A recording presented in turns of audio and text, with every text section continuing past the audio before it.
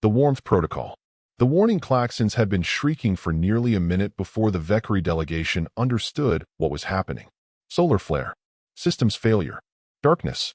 The lights on the diplomatic station guttered, then went out completely, leaving the corridor plunged into a dim emergency glow. The temperature dropped so sharply that the ambassador's breath crystallized in the air. The Vekari were cold-blooded, their bodies dependent on steady environmental heat. Without warmth and light, their muscles would slow, their organs falter. Death was not loud for their kind. It crept in quietly, a frost in the veins. Ambassador Rel drew themselves taller despite the creeping numbness. "We will meet it with dignity," they murmured to the rest of the delegation. Restraint. Silence. That is our way. The others bowed their heads, curling their frilled necks inward. No one spoke. No one shivered. It would be over soon. From down the darkened hall came a sudden burst of sound. Voices, quick and urgent, cutting through the cold stillness. Footsteps. Heavy ones. And then, impossibly, laughter. The humans arrived like a boarding party in a raid.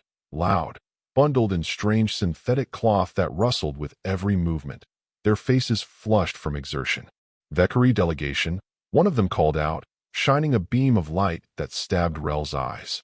The ambassador hissed instinctively, the frill at their neck flaring despite their weakening muscles. "Oh, found him," another human shouted.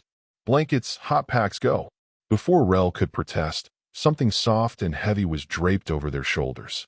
The sudden heat made them gasp, a shock to their body, a dizzying surge of sensation. "This will help until we get you somewhere warmer," said a tall human with bright eyes and hair sticking out from beneath a knit cap. "Don't fight it, okay?" Rel stared. "We are prepared to." Yeah, dignity, last words, whatever. "Not happening on my watch. Let's move."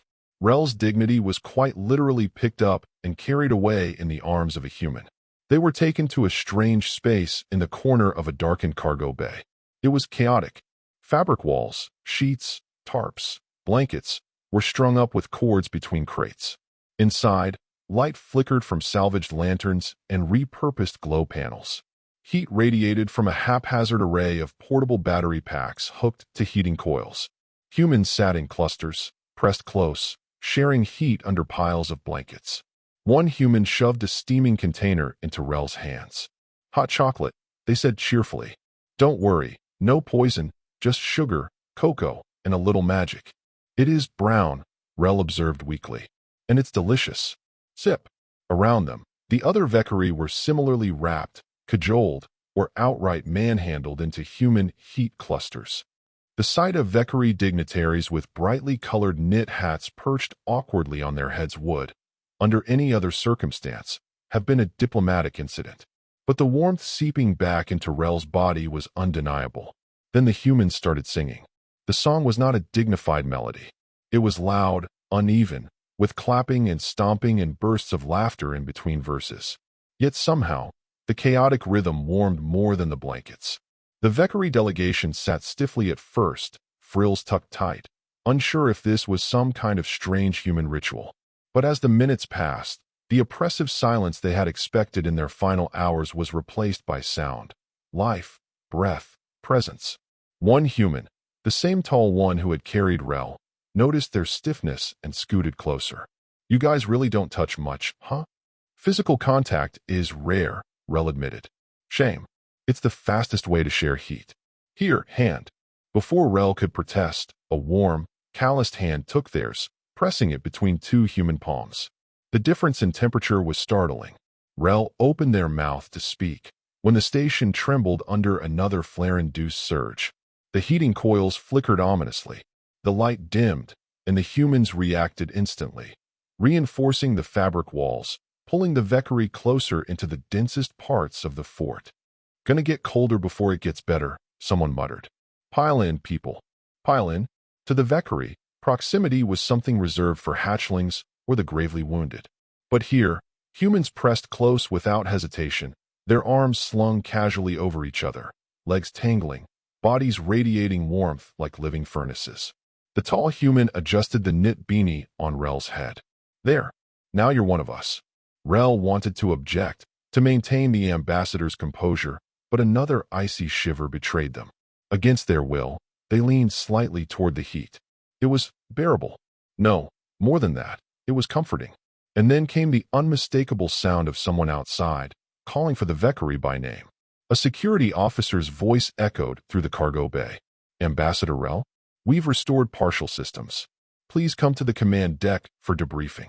The humans shifted, letting the Vekari rise. Stepping out of the makeshift fort, Rel felt the cold creep back immediately, as if the warmth inside had been unreal. On the command deck, the station's multi-species leadership waited.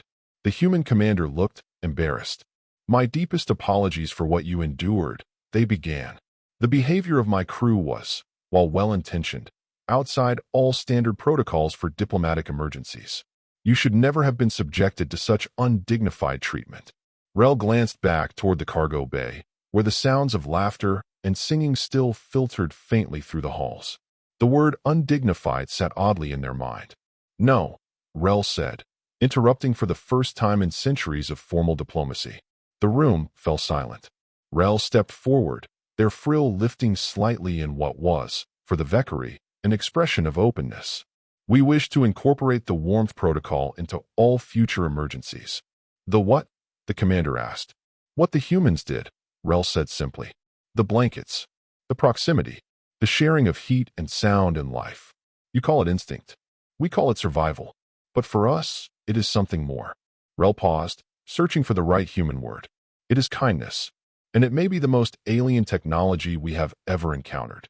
In the corner of the command deck, the tall human grinned and tugged their knit cap lower over their ears. Somehow, Rel felt warmer just seeing it.